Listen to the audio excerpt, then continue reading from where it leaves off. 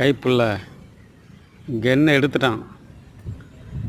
எத்தனை தலை உள்ளே போத தெரியல. இன்றைக்கி இவன் தான் மாட்டிட்டான் பெல்து. ஊரை வச்சு அடிப்பானே இவன்.